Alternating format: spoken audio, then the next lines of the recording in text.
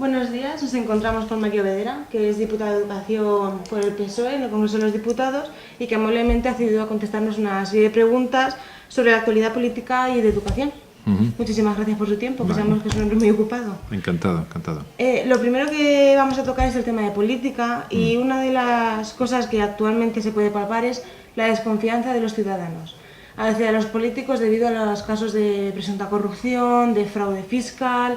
Entonces, su partido, el PSOE, ¿qué políticas quiere llevar a cabo para solucionar esta terrible situación? Porque como votante yo quiero confiar en usted. Sí. Bueno, nuestro partido lo que está diciendo es, y lo que vamos a llevar a cabo en el momento en que volvamos otra vez a gobernar, que esperemos que no sea muy tarde, es que con el tema de corrupción no vamos a permitir absolutamente nada. Y aquí caiga quien caiga. Esta sería la expresión clara de lo que nosotros pretendemos. Y voy a dar una explicación, porque bueno, esto lo dirán todos los partidos. Voy a dar una explicación.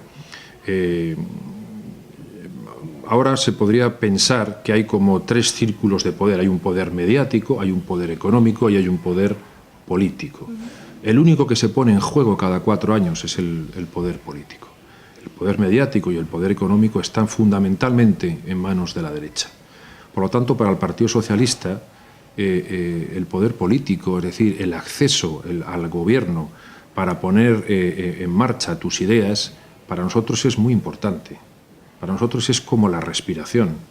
Mientras que para ese conglomerado conservador que controla medios de comunicación y que controla el poder económico, se puede permitir decir cosas como, bueno, esto de la política, vamos a despolitizar. Nosotros creemos que la política es un arte bien noble. Al revés, es la única forma de representar a los ciudadanos desde un punto de vista democrático. Por lo tanto, rechazar la política y todo lo que ello conlleva no deja de ser una forma indirecta de rechazar la democracia. Quizá a la derecha la venga bien, a la izquierda en general nos viene muy mal, porque es nuestra única posibilidad de poner en marcha esos ideales por los que luchamos para representar a la gente. Por lo tanto, esta creo yo que es la razón por la que quizá los casos de corrupción tienen mucha más trascendencia en la izquierda que en la derecha, porque nuestras propias bases se revuelven contra ello. Por eso para nosotros es mucho más esencial, si cabe todavía, luchar contra eso, para que la ola antipolítica no nos arrastre, porque entonces sería tanto como cortarnos nuestra subsistencia. Para ello quizás sería necesario reformar la ley de transparencia que hay actualmente. Bueno, la ley de transparencia, normalmente se pone encima de la mesa el Código Penal, que siempre es muy socorrido. Yo como jurista que soy, a mí esto no me gusta. Es decir, cada vez que pasa algo, que surge alguna noticia en los periódicos, corriendo a reformar el Código Penal. Queda muy populista, queda muy bien, pero es muy popular. El Código Penal no se puede reformar cada cuarto de hora en función del titular que ponga cada periódico. Pero es verdad que lo que tendríamos que hacer es llegar a grandes acuerdos de todos los partidos para poner fin. ¿Cómo se haga? Pues lógicamente con leyes me da igual cómo se llamen, pero no escurrir el bulto en ese sentido, sino enfrentar el asunto. Se está discutiendo todo esto en una comisión, en la Comisión Constitucional, que evidentemente es donde se deciden las grandes cuestiones de Estado en este sentido, y yo creo que de ahí saldrá una buena, si queremos que la política y la democracia vuelvan a tener pues ese, en fin, no sé cómo llamarlo, ese momento bonito, importante que tuvieron, por ejemplo, en la transición y que ahora está produciendo mucho descrédito, pues es evidente que los grandes partidos, pero también los no grandes, quiero decir, es una cosa de todos, nos tendremos que poner de acuerdo en cosas fundamentales, que quizá antes había menos casos y se daban por supuestas y a lo mejor hay que ponerlas negro sobre blanco. Me da igual en qué ley se haga, pero lo que hay que hacer es drásticamente cambiar las reglas de juego para impedir que esto que vuelva a pasar cualquiera de estos casos. Y una de las denuncias que me comentaban a mí es que denuncias, es protesta más que nada. En los años que lleva la política estamos acostumbrados a ver las mismas caras, señores que llevan años y años y años en política. Entonces la gente me pregunta, ya que tenía acceso a esta entrevista, si no sería beneficioso para la política que la gente joven pueda acceder a ella, porque a lo mejor tienen ideas más frescas, no eliminar quizás a los que estén, pero sí un término medio, añadir gente nueva con ideas frescas que den una nueva imagen a los partidos para intentar volver a esa confianza que había entre votante y partido. Yo creo que eso no es un tema de edad, ¿eh? Sí que es verdad, y yo, con independencia de que se aplique o no a mi partido, yo doy mi respuesta. Yo soy profesor en la Facultad de Derecho de Valladolid y a mí se me acercan algunos alumnos a decirme, oye, a mí esto de la política me gusta, me querría meter y tal. A mí me parece muy bien. Es más, creo que efectivamente esa frescura hace falta en la política. Ahora, también digo una cosa, a todos mis alumnos les digo, mis alumnos o amigos que me vienen a hablar en este sentido, gente muy joven, les digo, buscaros primero la vida. Es decir, lo peor que le puede pasar desde mi punto de vista a la política es que llegue un momento en que en vez de servir a la política, tú dependas de ella. La dependencia de la política es tremenda, porque dejas de ser un hombre libre. Si tú estás en política como se debe de estar para servir y mañana pues dejas de estar, yo en el Congreso, pues mañana me vuelvo a mi cátedra en Valladolid, a mi departamento y ya está. Ahora, hay que reconocer que hay gente que empieza muy pronto, que no tiene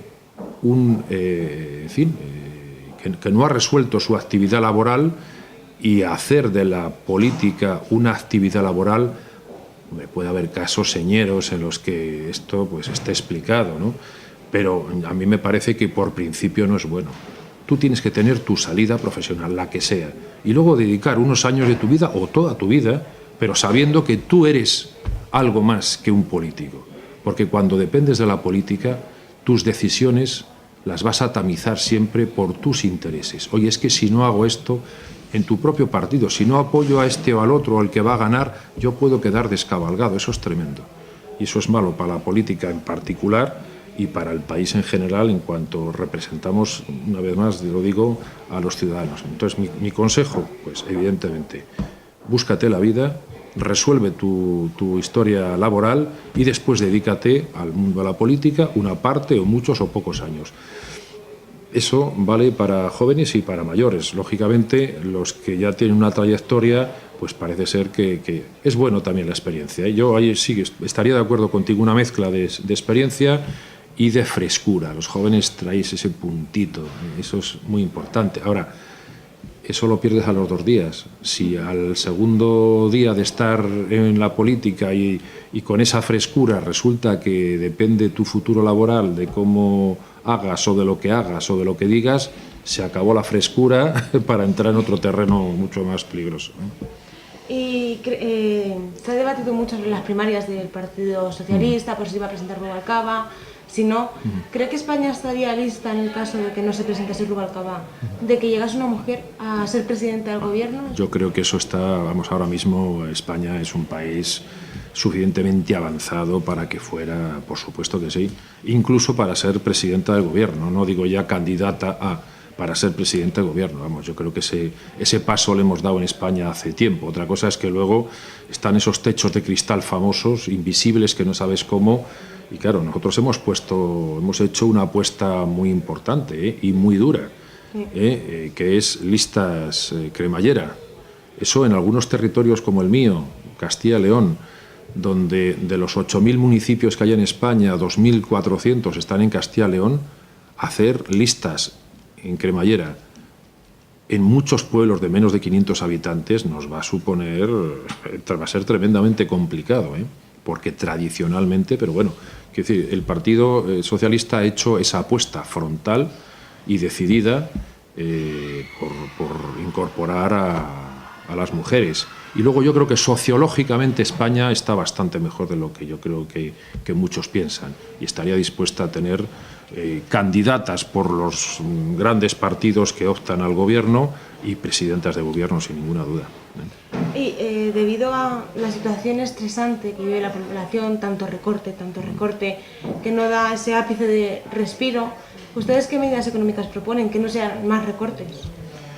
Bueno, aquí ha habido, para no entrar en temas muy técnicos, aquí ha habido con la crisis 2 posturas distintas. Una, la que han tomado Europa, la Unión Europea, y otra, la que se ha tomado en Estados Unidos. En la Unión Europea, con 28 gobiernos, de los cuales 20 y tantos eran de derechas, han tomado una medida, y ha sido aprestarse el cinturón hasta el punto de la extenuación. O sea, se ha apretado tanto que no se ha dejado respirar. Y sin embargo, en el otro lado, del Atlántico, Obama lo que ha hecho ha sido apostar por el crecimiento. Y hemos visto que pasados unos años desde la crisis, que empezó en el 2008, aquello ha dado más resultado que esto. De hecho, la Unión Europea ha tenido que frenar esa carrera desbocada de recortes y de ajustes y dejar respirar un poco al paciente, porque si no el paciente se moría. Entonces, claro que hay dos modelos distintos. El problema es que los modelos en Europa no van a depender solo de los gobiernos, de los estados, sino que como se decide entre 28, lo que debemos hacer es cambiar ese modelo. Ese modelo se cambia el día 25 de mayo.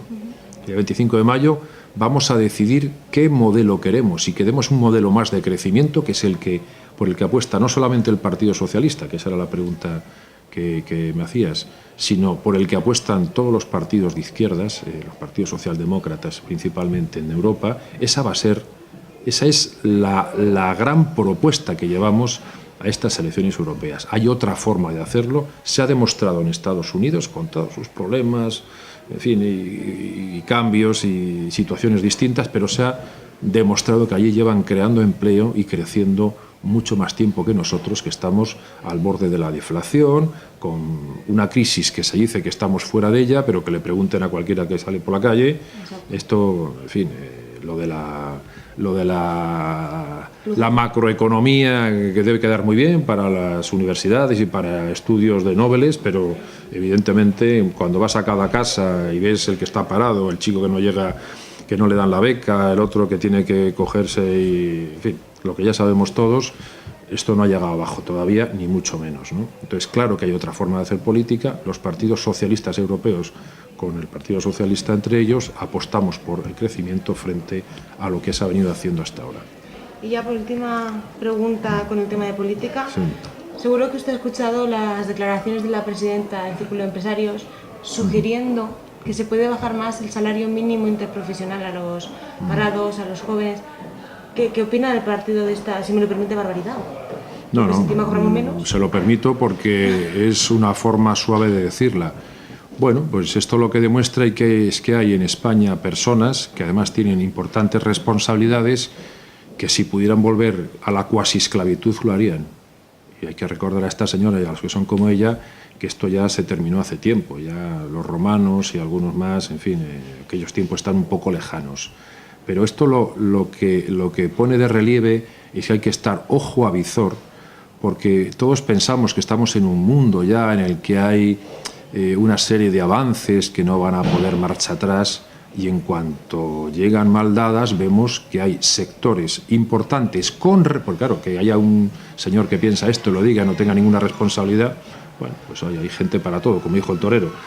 Pero claro, gente con responsabilidad, personas, ciudadanos con responsabilidad que digan esto, lo que hay que estar, como digo, es muy, muy cuidadosos y muy atentos, porque aquí enseñan la patita enseguida algunos que estarían dispuestos a retroceder mucho más atrás.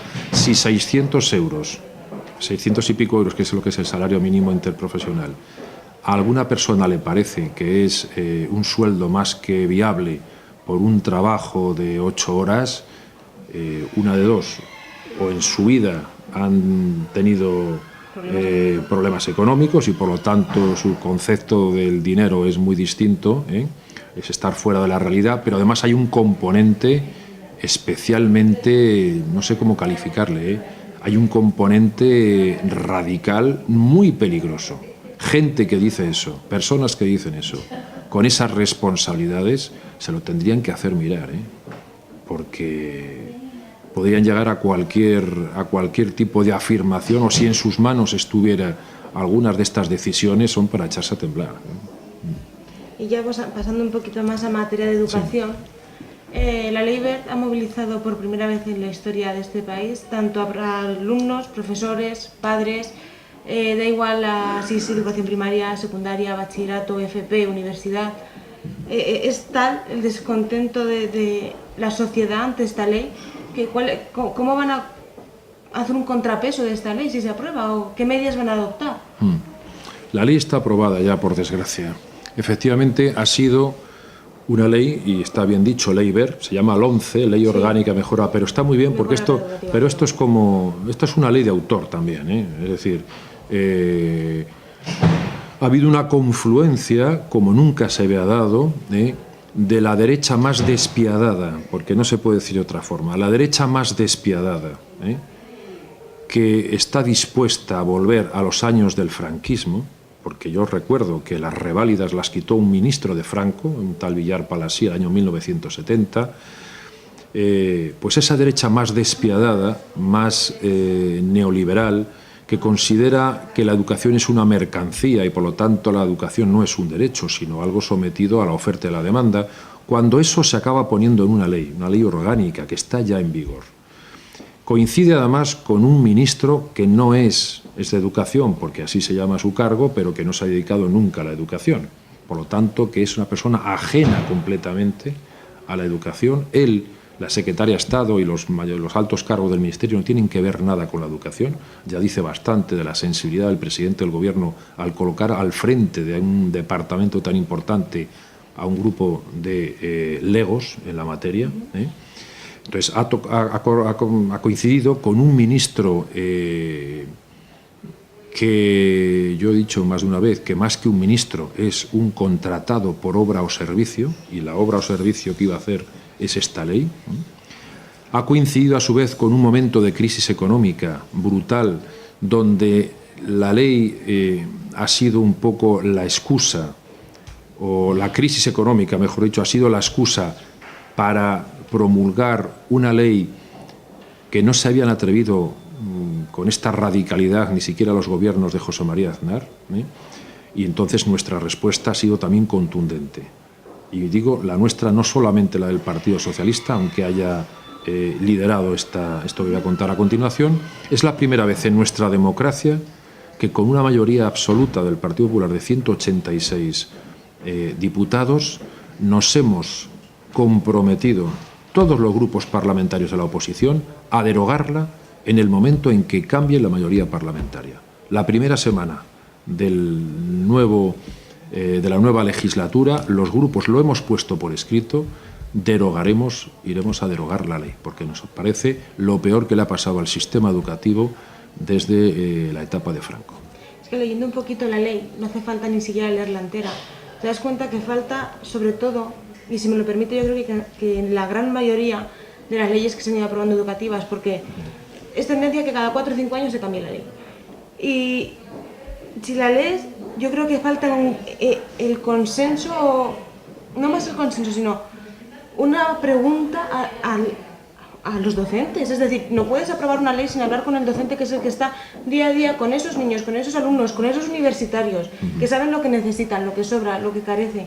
Es una ley que falta cohesión con el docente, porque es que se contradice, es que es una ley que se contradice. Claro, porque no es una ley que se ha hecho a espaldas de la comunidad educativa solamente, es una ley que se ha hecho contra la comunidad educativa. Si lo duro de esta ley es eso, es que no se haya escuchado, es que la comunidad educativa se ha manifestado por escrito, en la calle, explicando al ministro, oiga, no puede hacer esta aberración, esta atrocidad, no puede hacerlo.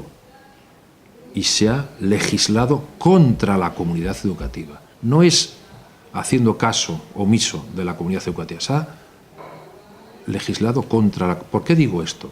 Porque tanto profesores como padres, o sea, las AMPAs, como los alumnos, claro, para justificar este atropello jurídico, este dislate que es lo que es esta ley, se ha empezado a exagerar la nota, poniendo a parir a los alumnos, llamando vagos a los profesores y radicales a los padres. Eso nunca había ocurrido, y todo por justificar lo injustificable.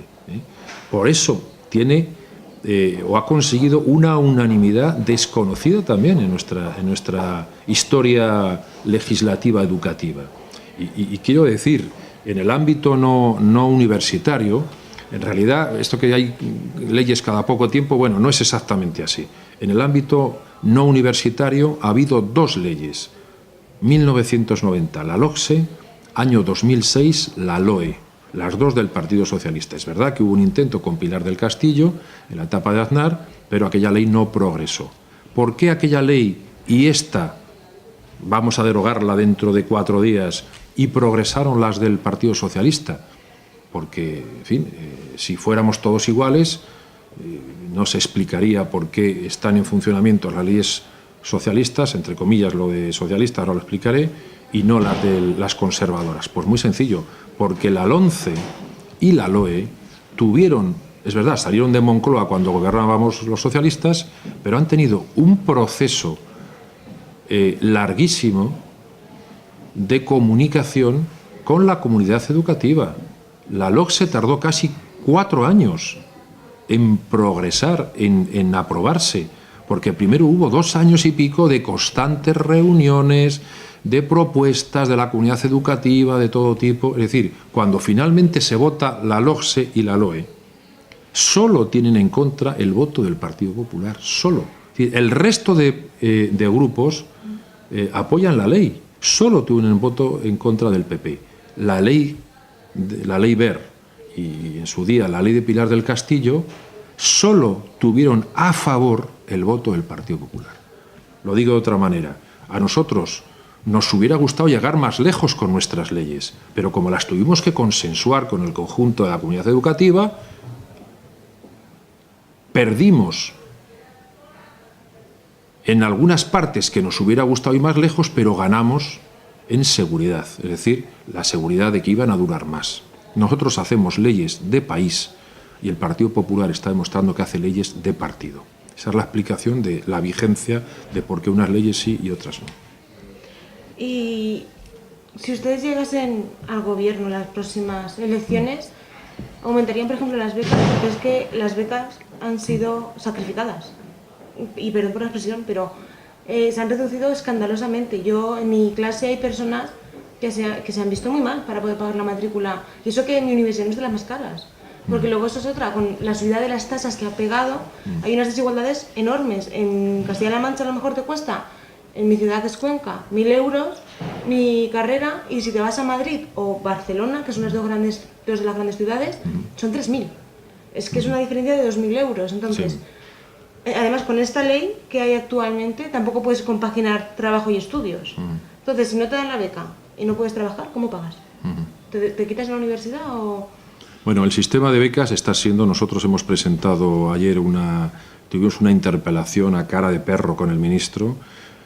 Ayer mismo Rubalcaba también hizo pregunta al presidente del gobierno sobre becas.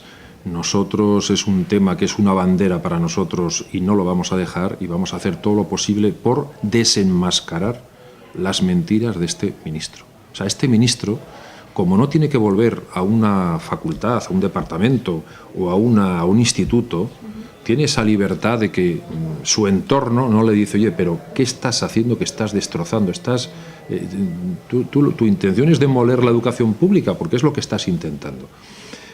Y el elemento más importante es la igualdad de oportunidades. Si no hay igualdad de oportunidades, no podemos hablar de derecho a la educación, que es lo que dice el artículo 27 de la Constitución. Y no hay principio de igualdad de oportunidades cuando tú cambias el sistema de becas, como lo ha cambiado este ministro, y conviertes la igualdad de oportunidades, la beca como derecho.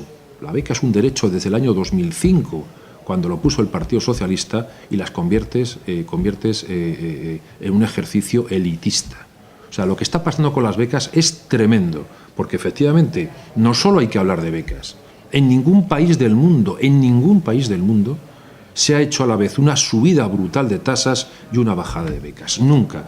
Los británicos han tenido un conflicto hace 3 o 4 años con el tema educativo y han subido las tasas, tuvieron muchos problemas, es otro sistema, en fin, no es cosa de hablar aquí de qué sistema es, pero si aún subían las tasas, que tuvieron grandes manifestaciones en la calle, han subido también las becas. Lo que nunca había pasado en ningún país de la OCDE, que se supone que es donde están los países más desarrollados del mundo, es subir una cosa y bajar la otra, subir tasas y bajar becas.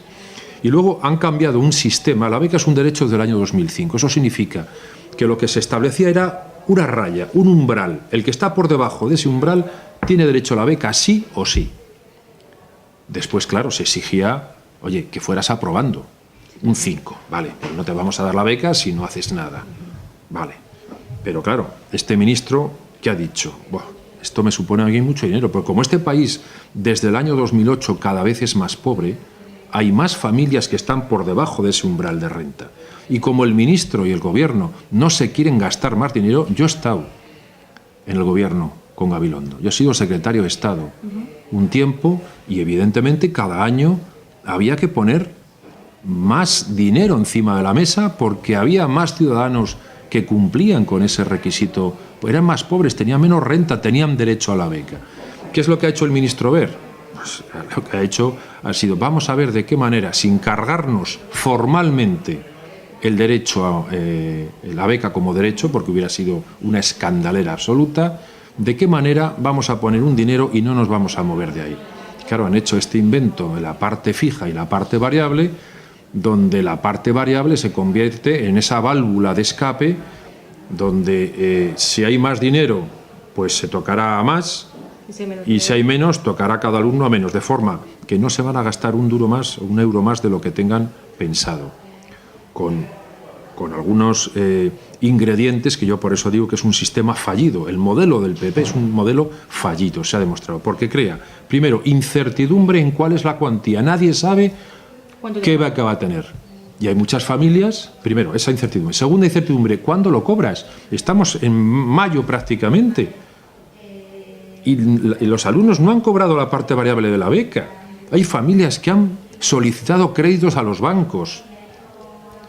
¿Y qué crédito? Pues oye, el de la beca del año pasado, 6.000 euros. Y ahora le están llegando y tienen una beca de 4.500 euros. Van a tener que pagar 1.500 euros más de la beca, más los intereses que les ha pedido el banco por adelantarles el dinero. Incertidumbre en la cantidad, incertidumbre en el cuándo se recibe la beca. Otro tema del que se habla poco, la devolución de la beca. Sí. Esto es criminal. Esto es criminal. Esto es para echarle a este ministro a la calle. O sea, cuando uno tiene una beca, yo pongo el ejemplo de las becas deportivas. Si un deportista saca una marca deportiva, una marca, en fin, si un corredor tiene tal marca, tiene derecho a una beca deportiva.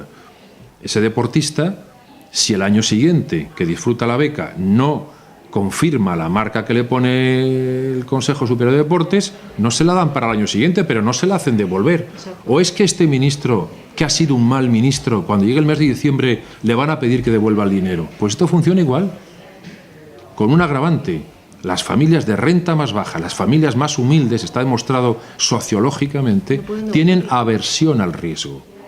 Entonces, si a ti te dicen que tienes un chico brillante, pero claro, que tiene que sacar una media de 6,5, y que a un vecino tuyo que no ha podido cumplir con los créditos, etcétera, tal, le quitan la beca y la tiene que devolver, no que no se la den, que la tiene que devolver, esa familia no va a pedir la beca para no verse en la tesitura de tener que devolver esa cantidad. Eso es tremendo, eso es criminalizar y romper el fondo de lo que es la beca, que es perseguir la igualdad de oportunidades. Si yo pido la beca es porque no puedo pagarlo. Evidentemente. Si luego me la das para quitármela, no me la des. Ese es el fondo de la cuestión. Hasta ahora las becas eran un derecho y el ministro se cree que es un premio. Las becas no tienen que ver nada con la excelencia, como este ministro está pretendiendo. Las becas tienen que ver con la renta. Si no tienes renta, tienes derecho a beca. Porque claro, se da la circunstancia que un niño rico, con un 5, le dejan seguir, porque como tiene dinero, le dejan seguir la carrera. Pero si tú no eres rico o si tú no tienes recursos, a ti te exigen un 6,5. ¿Dónde está la igualdad? Si tienes recursos, con un 5 te vale para hacer la carrera. Pero si no, te vamos a pedir un 6,5. ¿Por qué? Porque tú no tienes dinero para pagarte la carrera. Eso es tremendamente injusto y evidentemente va a durar lo que dure el Partido Popular. Eso en fin, que no haya ninguna duda, que nosotros lo vamos a eliminar, porque es una bandera que nos costó ponerlo en marcha el año 2005 y va a durar lo que dure el Partido Popular, que espero que sea muy poco. Hablaba usted de la igualdad y es verdad que anunció el señor Wert que debido a tanta protesta como ha tenido por el tema de las becas, por el tema de la ley en sí, iba a incluir una pequeña ayuda, la ha calificado, a las carreras de ciencias e ingenierías. Iba a rebajar el 50% de aprobados al 40%, cuando el resto de las ramas mínimo un 85% como la mía, y la nota del 6,5 al 5,5. A mí eso me parece que es desigualdad, porque anteriormente hay unas declaraciones en las que dice que los estudiantes tenemos que estudiar lo que dé rentabilidad, no lo que nos guste. Entonces yo asocio esa ayuda con que las ciencias son más rentables. Exacto. Me parece un poco discriminatorio. Exacto, porque mi rama no. es igual de importante que cualquier otra. No, es que para el ministro no es igual de importante. A ver, cuando la educación se convierte en una mercancía, como decía antes, los ciudadanos dejamos de ser ciudadanos y nos convertimos en consumidores. Entonces, claro, todo está sometido a la oferta y la demanda. Si tú quieres estudiar,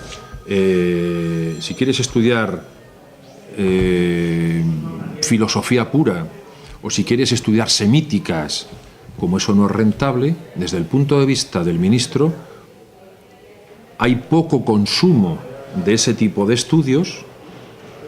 Por lo tanto, la consecuencia lógica es que ese tipo de estudios, pues todos casos extremos, pero está en esa línea que tú decías, es que eso tenga menos cobertura y menos apoyo desde el ministerio, porque va a producir menos resultados económicos. Es decir, es introducir de una forma burda y brutal en la universidad el concepto, el economicismo y el mercantilismo. Pero vamos, esto siempre lo hemos pensado que lo iba a hacer y que lo pensaba el Partido Popular. Lo que pasa es que ahora lo han llevado a la práctica. Claro, que ese es el paso que no habían dado hasta ahora. Pero este es el resultado de una filosofía de fondo que consiste en eso y tiene que ver pues con la universidad o con la enseñanza obligatoria, esto de hacer rankings en los colegios. No, usted elige el que quiere. Claro, oiga, ¿y el derecho a la educación dónde queda? No, mire, yo pongo los rankings y pongo el colegio 1 y el 123. Oiga, pero es que el colegio 1 está en el barrio Salamanca, que todos los padres de estos niños son todos universitarios y gente, y el otro está en Vallecas y hay inmigrantes y tal. Usted póngame la línea de salida igual. Ah, no, que cada uno elija. Es decir, tú vas al supermercado, un supermercado se llama educación, y tú, padre de familia, vas a un expositor y tienes en la balda de arriba tienes el colegio concertado, el tal, y en la balda de abajo eliges el que quiera. Yo quiero elegir este. Ya, pero es que sabes que te van a pedir, ¿no? Te van a poner un dinero y un complemento, pero si es público, ya es público, pero de aquella manera, ¿eh? Te van a decir que, oiga, es que mi niño tiene problemas de dislexia, te van a decir, mire, es que aquí se lo van a atender mejor en el colegio público de enfrente, aquí es que no tenemos esos profesionales, mejor en el colegio público. Es decir, todos los problemas se les va a comer la escuela pública, pero con la universidad pasa exactamente lo mismo. Si tú crees que tienes que estudiar necesariamente lo que produzca un rendimiento económico, pues mal vamos. La universidad es también eso, porque te forma profesionalmente, pero es otras muchas cosas. Es que, claro, esto los griegos lo decían ya hace muchos años, desde el siglo V a.C., con Pericles decían que la educación, el objetivo final de la educación es formar ciudadanos. Esto con esta gente ha saltado por los aires. Claro, es que hablaba usted de los concertados y leyendo la ley me sorprendió que es la primera vez que el Ministerio de Educación, que es público, favorece al concertado y al privado. Me choca porque debería favorecer a lo público, porque para eso está. Es decir, un ministro de Educación del Estado tiene que mirar por lo público, no por lo privado, porque lo público es para que accedamos todo el mundo, no un sector. Es que o la segregación por sexos, que va a ser favorecida económicamente, o repartir las clases por nota. En esta clase los niños listos y están los tontos. Así no se puede formar a una generación que son el futuro. Es que los niños de hoy son el futuro de mañana. Entonces me llamó muchísimo la atención leer esas barbaridades. Entonces, ¿hacia dónde estamos llevando la educación? ¿Es posible recuperar la que teníamos antes? Es posible recuperarlo si esto no dura mucho, porque si dura mucho la implantación de este sistema, habrá cuestiones en las que no se puede dar marcha atrás.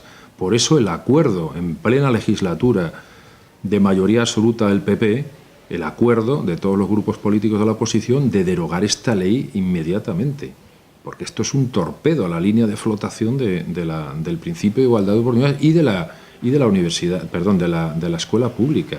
Claro, yo quiero recordar que el primer borrador de la ley decía algo tan tremendo, o sea, en la exposición de motivos, lo primero que leías decía algo así como la educación es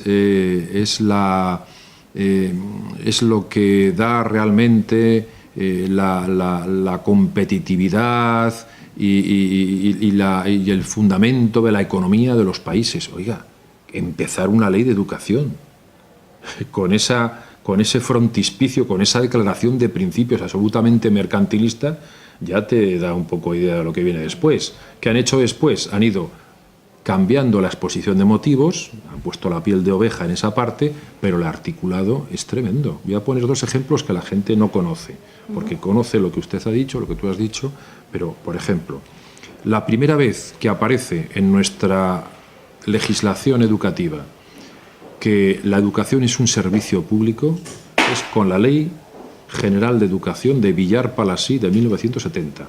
Tardofranquismo, pero franquismo todavía. Este señor decía, en la ley esta, que la educación es un servicio público fundamental. Seguramente los que nos están escuchando no saben que en la Ley Wert se ha eliminado esto. La educación no aparece ya como un servicio público. Se ha eliminado ese concepto. Para la Ley Wert, para la ley del Partido Popular de Rajoy, la educación, no es un servicio público. Ya dejo lo de fundamental. No es un servicio público. Se ha eliminado ese artículo. Segundo, cuando estudias en la Facultad de Derecho, lo primero que te cuentan es que una ley es el reflejo de la voluntad general.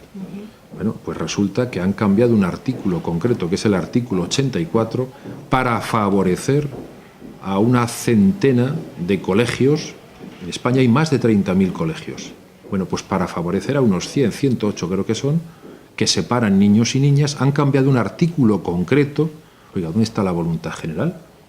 Para favorecer una serie de colegios que segregan. Usted cambia un apartado del artículo 84 diciendo que no se considera discriminación ni segregación, eso. Pues claro, y el tercer ejemplo. Se introdujo en el Senado que las administraciones públicas pueden poner suelo público dotacional al servicio de los centros concertados. Ya es tremendo. O sea, no ya es que la libertad de elección de centro y todo esto, no. Es que las comunidades autónomas van a poder poner solares para que se hagan colegios privados por colegios concertados. Es el colmo ya. Esto significa una cosa, y es la ruptura del pacto constitucional que se hizo en el año 78. La gente no sabe, seguramente, pero el artículo que más costó de redactar de toda la Constitución fue el artículo 27, el artículo de educación, porque fue un equilibrio muy complejo entre el derecho a la educación, que es lo que proponían los partidos progresistas, y la libertad de enseñanza, que es lo que proponían los partidos conservadores. Este equilibrio quedó ahí en el artículo 27, cada uno tuvo que ceder sus partes, pero esto salta por los aires ahora, porque la idea era, oiga, hay un montón de colegios concertados, vamos a aprovechar que están ahí organizados, vamos a darles un dinero público, a sostenerles con dinero público a cambio de unos requisitos. Esa fue la famosa doble red que se organizó. Esto salta por los aires y tú te vences del lado de los colegios privados y concertados y no de los públicos, que como tú decías era la obligación de quien representa a todos y no a unos pocos. Estás rompiendo el pacto constitucional en materia de educación. Es que, curiosamente, esta ley se llama Ley Orgánica para la Mejora de la Calidad Educativa y resulta que en España es uno de los países con mayor fracaso y mayor abandono escolar. Tenemos países por encima, luego están los informes PISA, que son demoledores, para España son demoledores. ¿Qué proponen para cambiar esto? Porque está visto que actualmente el gobierno esto no le está importando nada. Estar en la cola, es que es vergonzoso que un país moderno como es España, que estamos en pleno siglo XXI y tengamos estos niveles, realmente es que es asombroso. Bueno, primero, yo niego la mayor, es decir, ha sido parte interesada el Gobierno y el Partido Popular en ponernos que tenemos una educación malísima. No es verdad, no es verdad. Salimos mal en PISA, en el tema de abandono. Pero yo quiero recordar que el abandono es uno de los 5 objetivos. Cuando en Bruselas se hablan de objetivos a conseguir el año 2020, hay 5 objetivos. Solamente se habla de ese, que es el malo. No se habla de otros objetivos que como país tendríamos que estar muy orgullosos. Por ejemplo, que tenemos un 40% de universitarios y lo hacemos desde el año 2010, es decir, una década antes de que se haya puesto para el resto de países. Por ejemplo, cumplimos ya con otro requisito, también con 10 años de antelación, que es que tenemos más del 95% de niños de 4 años escolarizados. Tenemos otros 2 objetivos, que son los niveles de competencias medias y la educación a lo largo de la vida, que estamos más o menos en los parámetros europeos. El quinto es el que no cumplimos y es el único encargado el gobierno, como tiene que justificar todo esto. Es verdad, tenemos que cambiarlo.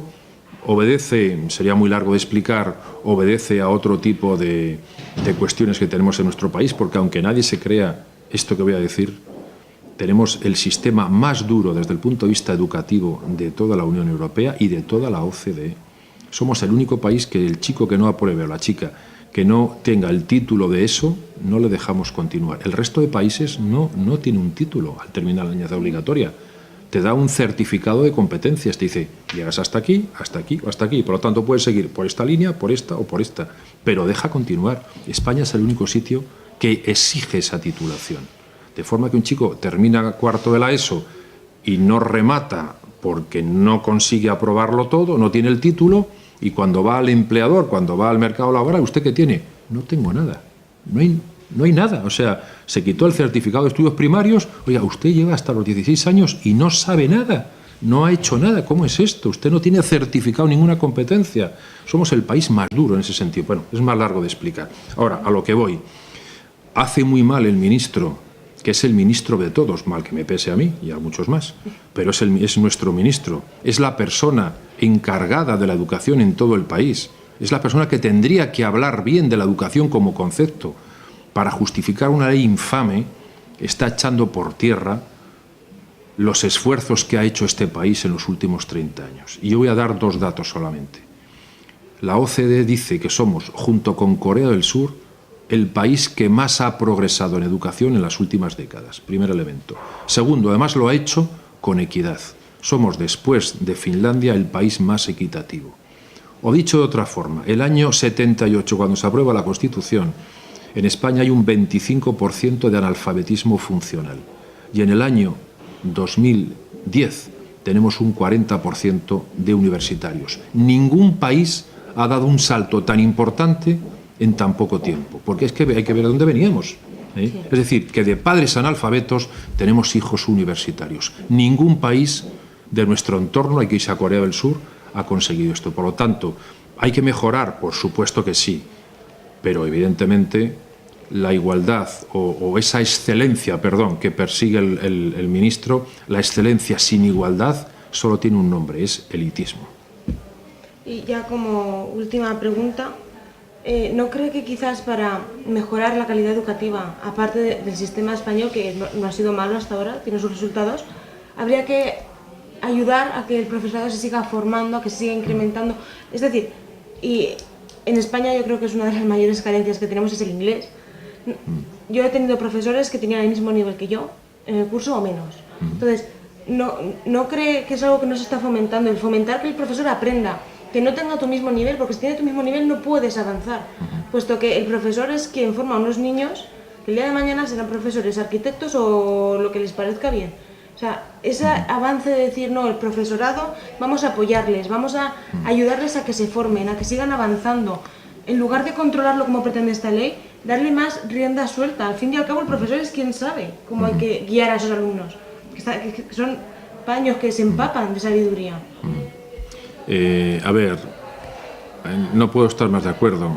Lo que se ha hecho hasta ahora, que ha sido con este ministro, poner a parir, si se me permite la expresión, poner a parir al profesor, llamarle vago, decirle que tenía muchas vacaciones. La señora Gomendio, que es la más rica del gobierno, quizá por eso tenga esa falta de sensibilidad, ha dicho que son 100 euros para un alumno Erasmus y que los profesores hacen estas huelgas porque lo que quieren es cobrar más.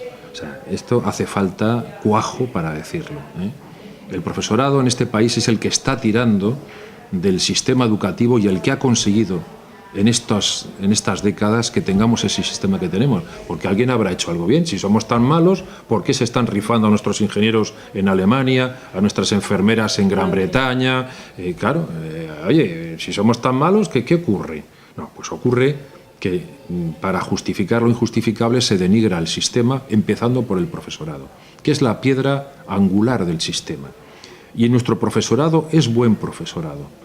Lo que pasa es que en el tema de idiomas, ahí tengo que decir que tenemos un problema. Tenemos un problema histórico, porque en este país, y vuelvo otra vez, claro que me tengo que remontar a los orígenes, porque es que las cosas, estos temas profundos no se arreglan en 2 días. Cuando un ministro, sea del color que sea, hace una carretera, lo hace pensando que va a cortar la cinta él, pero en educación nadie corta la cinta. En educación se trabaja siempre a medio o a largo plazo. Y en este país, claro, el profesorado ha estado formándose durante mucho tiempo, pero en temas de idiomas hemos tenido pues un problema fundamental. Y es que de la misma forma que no querían, que el franquismo no quiso que nos invadieran de otros países y puso un ancho de vía distinto del europeo, también se tomó una medida para evitar la invasión cultural, que consistía en doblar todas las películas, los dibujos animados, absolutamente todo. Tenemos una industria de doblaje la mejor del mundo, pero claro, nos vamos ahí al lado, a Portugal, y los chicos hablan un inglés maravilloso, porque ven Bob Esponja en inglés y porque ven las películas en inglés. Y eso se va haciendo el oído y pasa lo que pasa. El inglés ha sido considerado siempre tradicionalmente una María y no ha habido una formación en ningún sentido. El profesorado, que ahora ya tiene una cierta edad, pues tiene, claro, la gente joven que entra, es que los chicos les dan 20 vueltas, porque tienen mucho más nivel, o muchos de ellos, no digo todos, tienen mucho más de inglés, más nivel de inglés que los propios profesores. Pero esto no se hace denigando al profesor, se hace, por ejemplo, poniendo el 98% que han recortado este gobierno, el 98% de la formación del profesorado se ha recortado. El último presupuesto socialista de 2011, estaba yo en el gobierno, estaba con Gabilondo, pusimos encima de la mesa una cantidad muy importante. Bueno, de esa cantidad queda solo el 2% de formación del profesorado. Claro, no, una cosa es predicar yo, otra cosa es dar trigo. Si usted no forma al profesorado, luego no pida milagros, porque yo no creo en ellos, al menos en materia educativa. No existen los milagros. Si usted no forma a un profesor para que dé clases en inglés, ¿cómo después le va a dar inglés? O si usted quiere ahora, porque ahora todos los colegios son bilingües, el profesor de inglés por lo menos sabía inglés porque había hecho la especialidad, pero ahora están obligando en algunas comunidades autónomas a dar historia en inglés a un profesor que lo que es licenciado en historia, pero no licenciado en inglés, y además quiere que sea para el año que viene ya. Y si no, pues prescindimos de ti, como está pasando en la Comunidad de Madrid. Un montón de profesores interinos que les están echando a la calle porque les exigen que de un día para otro sepan inglés. Claro, esto no se puede achacar a que el profesor no sabe inglés.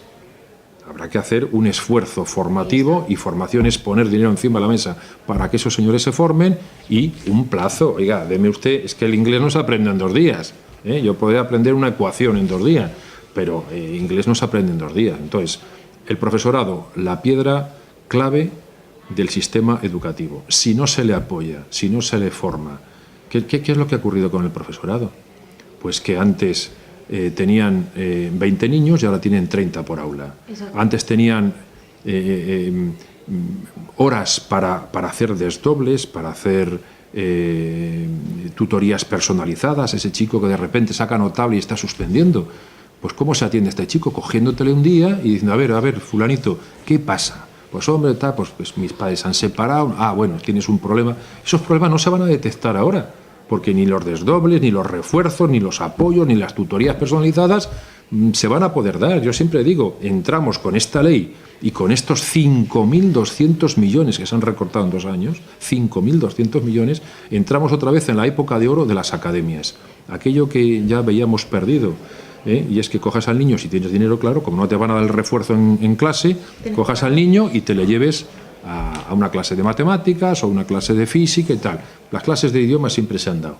Pero en lo otro había desaparecido esas academias porque se hacían los refuerzos, porque la atención a la diversidad ha sido la clave en este país para que tengamos ese nivel de equidad como Finlandia. Eso ha sido por apostar por la atención a la diversidad. Ahora, eso es caro, mucho mejor decir, bueno, solamente los listos para adelante y los torpes, bueno, pues esto le vamos sacando del sistema, que es lo que va a hacer esta ley. A partir de los 15, la educación, la formación profesional básica, les desviamos por aquí y que no molesten al resto. Claro, eso no es un sistema equitativo por el que apostamos algunos, como es el caso de mi partido, claro. Es que el señor Wert ha prometido que con esta nueva ley se va a haber mejorado el sistema educativo, y mi pregunta es, si restamos profesores, si metemos a un montón de niños en una misma aula, que no todo el mundo aprende igual, unos aprenden más rápido, otros aprenden más lento, si en lugar del profesor tiene que aprender a 15, 25 personas, tiene que atender a 30, 45, no puede atenderlos a todos de la misma forma. Si quitamos los profesores de apoyo, porque yo me acuerdo cuando yo estudiaba la ESO, que el que tenía problemas en matemáticas, claro, había un grupito aparte que te daba la misma hora de matemáticas, pero aparte, que se daba lo mismo en un grupo reducido y aprendías y decías, mira, esto ahora ya lo entiendo. Entonces, si se elimina todo eso, ¿cómo vamos a avanzar? Es que es imposible avanzar. Pues sí, sí se va a poder avanzar, porque este sistema, esta ley tiene una... el ministro Wert no sabe de educación, pero está muy acostumbrado a manejar estadísticas, encuestas y hacer lo que llaman la cocina. Y de esto sabe. Y la ley tiene un elemento perverso que hay que denunciar y que estamos denunciando por toda España, todos los compañeros que nos dedicamos a esto. Tiene un sistema perverso que va a permitir, siendo una malísima ley, mejorar el abandono. Porque tiene lo de la FP básica, a lo que me refería antes, es un nivel educativo que está creado para fomentar el fraude en Bruselas. Y lo explico, ya sé que es un término muy fuerte, pero lo explico muy rápidamente. Hasta ahora, en Bruselas se consideraba que estaban en abandono escolar aquellos chicos que no cumplían dos requisitos. Como los sistemas educativos son muy distintos, había que estar 11 años escolarizado y haber hecho un ciclo al final de ese décimo y undécimo año, un ciclo cerrado de 2 años que te dieran un título. Eso en España solamente lo conseguían quienes habían terminado o el bachillerato o la FP de grado medio. De los 6 hasta los 16 van 10 años, más 2 años de bachillerato, 2 años de FP, 12 años. Ya tienes más de los 11 años de escolarización y un ciclo cerrado que te da un título. Vale. ¿Qué se ha inventado, qué se ha sacado de la manga el ministro? La FP básica. Con 15 años te derivan a un ciclo que no vas a tener ni siquiera el título de la ESO, que vas a sacar un papelito que es un certificado de profesionalidad de grado 1, que eso y nada es lo mismo en el mundo laboral. Pero oye, cuidado, entre los 6 y los 15 van 9 años. Y 2 años de la FP básica ya cumples el requisito de los 11 años. Y como tienes un ciclo cerrado de 2 años que te da un papelín que no vale para nada, pero que en nuestro país va a ser un titulito, resulta que los que salgan de la FP básica, que no van a tener ni el título de la ESO, en Bruselas, en las estadísticas de Bruselas, va a contar como si fuera bachillerato, como si hubiera terminado el bachillerato o la FP de grado medio. Ese es el fraude estadístico de la FP básica, que como cuesta explicarlo un poco, pues la gente no lo sabe. Pero este es el fraude, este es de todo lo que tiene esta ley de mala, esto es lo peor, porque va a derivar gente fuera del sistema educativo, pero además va a contar como que no es abandono y van a caer, si esto sigue adelante, que lo vamos a frenar, van a contar con unas cifras maravillosas. Es un sistema... ¿Cómo se llaman estos que están con la bolita tal? Los trileros, pues esto. Sí. Este es un sistema, aquí está la bolita, la tapo, la tal. Este es el sistema que introduce la ley Wert concretamente en ese aspecto. Pero es que un niño de 15 años no puede saber lo que quiere. ¿Nos cuesta a los que tenemos 20? ¿Cómo va a ser un niño de 15 años si quiere? Pues explícaselo al ministro Wert, que ha encontrado la cuadratura del círculo. Sí, sí, así es la cosa. Pues muchísimas gracias por su tiempo. Nada, encantado. Y por aclararnos tantas cosas y enseñarnos tantas cosas que no sabíamos de esta ley. La verdad es que da mucho que pensar. Sí, da mucho que pensar y nada bueno. además de verdad, pues Muy bien. muchísimas gracias. Nada, a vosotros.